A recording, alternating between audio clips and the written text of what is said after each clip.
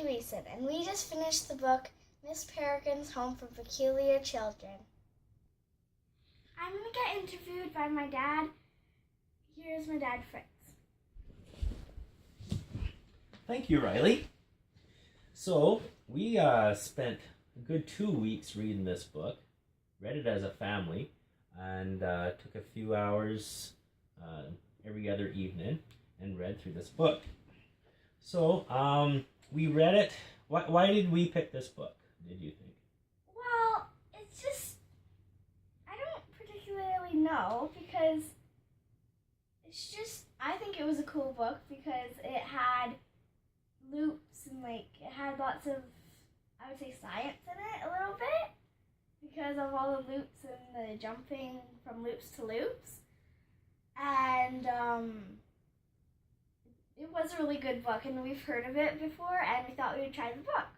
Mm-hmm.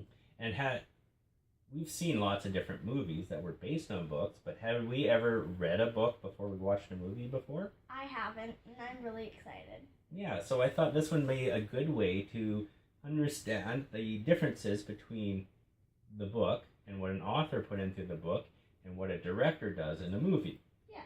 So we saw some of the previews for the movie, though, before we even read the book. Yes. Did you remember some of the previews while we were reading the book? Yes, it triggered memories about the preview.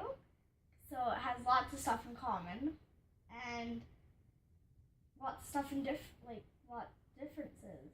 Like, it was different and the same at the same time. But you didn't really remember too much from the previews. No. You think it was a good thing that you didn't remember too much of the previews? Yes. So we haven't watched the movie yet. We're planning on watching the movie this weekend, and then we'll talk even more about it. So this book was actually written by Ransom Riggs. This is his first book. Yeah, it was his first book. So being his first book, it was really good. Really good. It touched on different areas. I was actually a little surprised about it. I thought it was more of a younger children's book, but as we went into it, was there more grown-up stuff in there too? What kind a little bit. So what kind of grown-up stuff was in the book? There was lots of swearing. Well, that I skipped over most of the time. And there was I remember there was mostly swearing and anything else you remember? Well, the monsters were a little bit more than I expected. Oh, yes, how about you on that? I was kind of touched base. I knew there was gonna be monsters because special powers, monsters. Yeah, I kind of expected that it was more about just the children and stuff, but there was a lot more. Yeah, and how they defend for them. They can't just be in La La Land. Yeah. And then the history part of it, that it tied in with the war, the Second World War in 1940. But every good story has a circle to it. Everything else connects to each other. Yes. And a time travel book like this one, to make a time travel story work, it has to connect in a circle. That things got to connect to each other. And so we haven't read any of the other books yet either, but you got some ideas of what could happen in the other books? I think the next book, I think it's called Hollow City. And I think there's going to be a lot more monsters because I think one of the types of monsters were called hollows.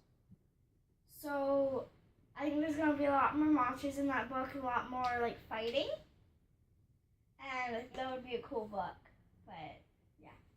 So after reading the book, what are you hoping to see in the movie?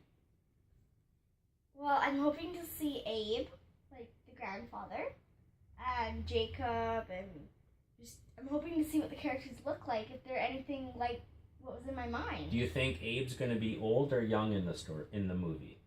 The movie. I think he's going to be old in some parts, and maybe in a couple little parts they'll be young. Okay, like when he was back at the house with all the other peculiar children. Yeah, when the loop crashed. Okay. Excellent. Thank you very much, and I look forward to coming again. We'll talk more after we see the movie, and we'll do a comparison between the book and the movie. That'd be cool. Thank you.